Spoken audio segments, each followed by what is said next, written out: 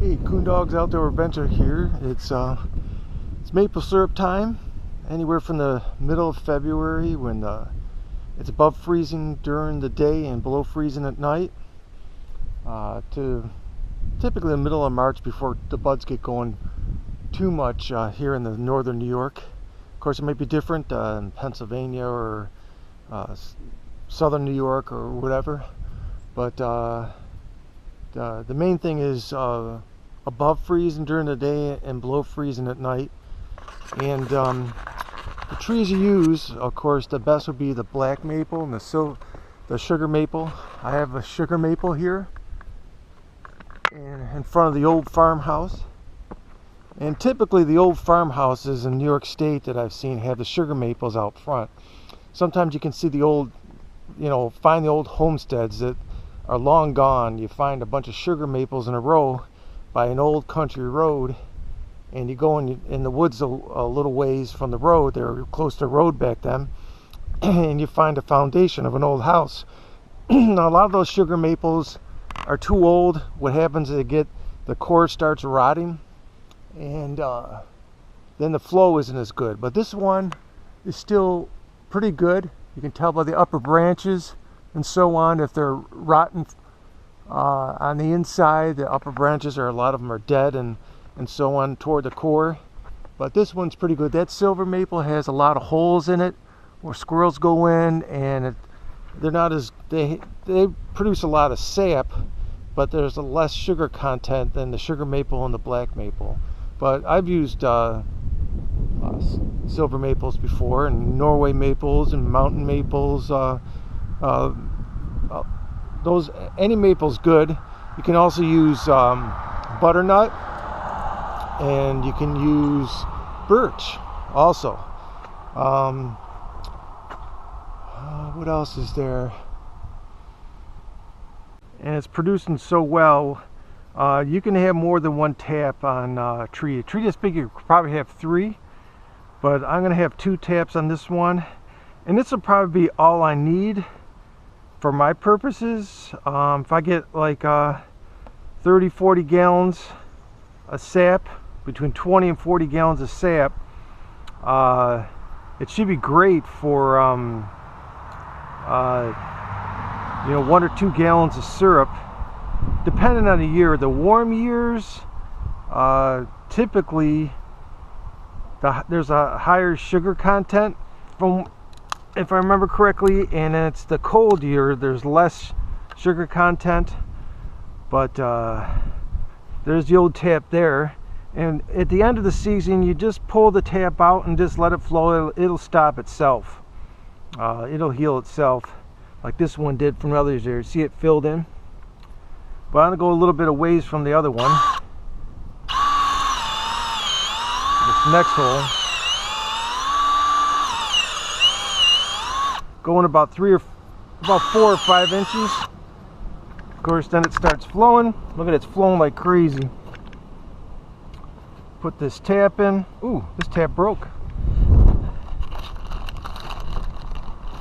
You can get the taps at garden supply stores, online, whatever. Now, typically these old taps right here, they used to hook the bucket there. Look at that flow. But like I said, I do the nail thing in the bucket. Can hold a lot more.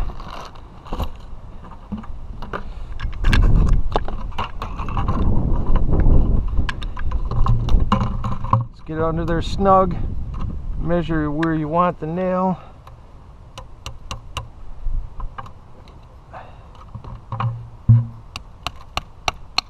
Oops. Make it snug so the wind doesn't blow it off. And look at that flow. It's flowing great. I'm going to get lots and lots of sap. Lock the lid on.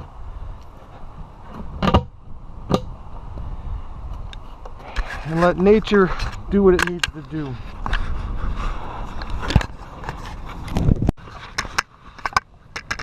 Now, typically what you want to do is, this is the southwest side When the sun comes up on the east, it's usually cooler, and the sun starts shining on the east side, but typically you don't get as much sap on the east side of the tree. So here's the southwest side, and that sap is really flowing. I just drilled it. So what I'm going to do is put the tap in.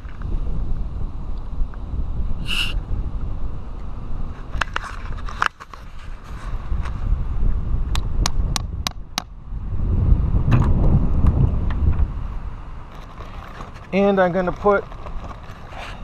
let that baby flow.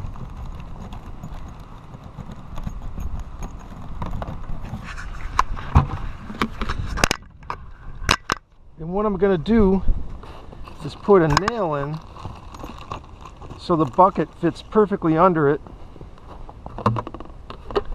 I'll measure it so it's kind of tucked in there, right about there.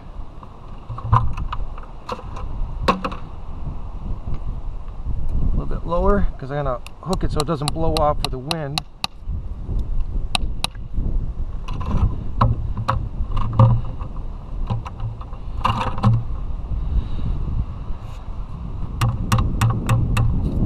Bring it up tighter. And then the problem with it being on the west side is it's the windy side, but I got the house right here blocking it, the beautiful old farmhouse, and you want to put a cover on or something for birds not pooping on it and rainwater and so on. I kind of hook it, you know, it's debris falling in, kind of hook it on that lip right here, and I hook the nail so it doesn't blow away in the wind, and that will fill up quick. And what I do is I store the extra. This may fill up by the time I come home, and I'll store it outside in the cool until I can get it all boiled down. But that, I'm getting ahead of myself here, but this is flowing good. Just these 5-gallon buckets. Get the debris out of there. See how fast it's filling up? It's about 1 o'clock in the afternoon. It's above freezing now. It was below freezing last night. The sap is flowing really good.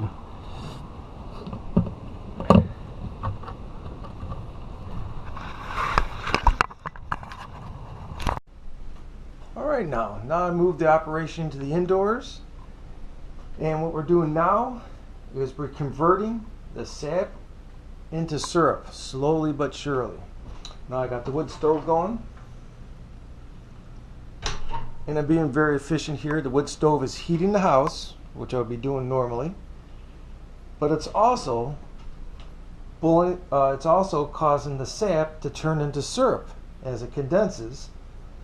And the third thing is it's humidifying the house, so it's a threefold purpose. And it's just so efficient. It's awesome. But as it humidifies the house, it makes the house feel warmer and keep your skin, you know, more moist and everything. And the reason why this is not boiling, and I'm doing it slowly, because if you boil it, it might feel like a jungle in the house. The windows start dripping, you know, just get filled, and the water goes down and hits the wood parts and may rot them and so on. But so I just do it slow, and it's slowly humidifies. This 4 gallons will probably take like a day to condense. Of course, you got to watch it. You got to make sure there's enough in when you leave it overnight or whatever, and pour more in. And I keep track of it. So if I put this 4 gallons in right now, and put it in the last 5, then I'll have 1 container empty that I have in cold storage in the other room. And then I put in another 5 gallons and just keep on putting it in a little bit at a time. Then after a while I have 20 gallons. Then when I'm on the last one, I let it go down. I watch it carefully till I'm almost to a gallon. And that's like the minimum, 20 gallons per gallon.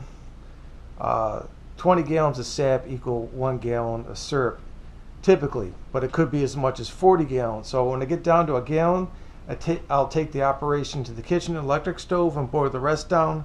But that's the next phase. But this phase, I love it. This is my favorite phase. Just nothing like coming in the house and it's nice and humid and warm with the stove going, and it smells like maple syrup, and it's awesome.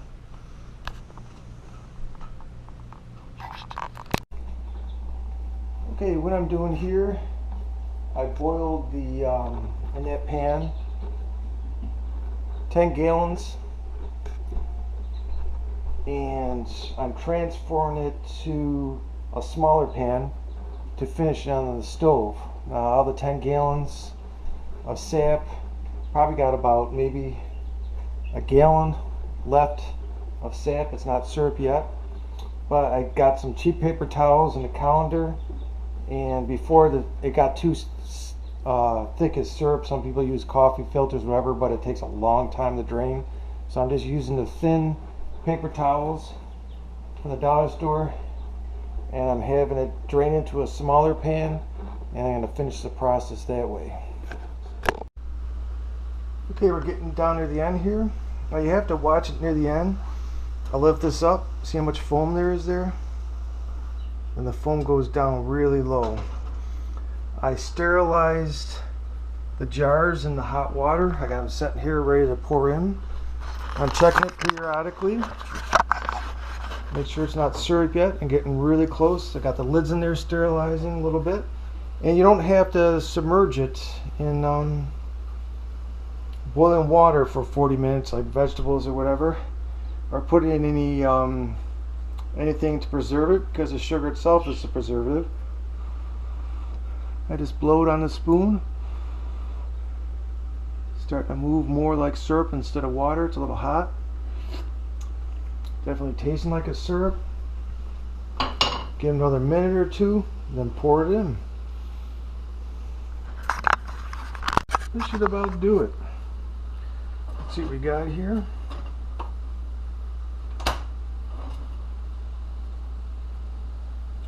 It's running pretty good like syrup, and now this is 10 gallons that did this. So we'll see how well I can pour.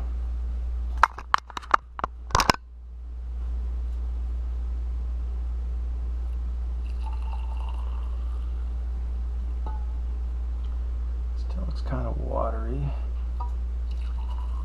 It might be a little premature. Let's see what we got here.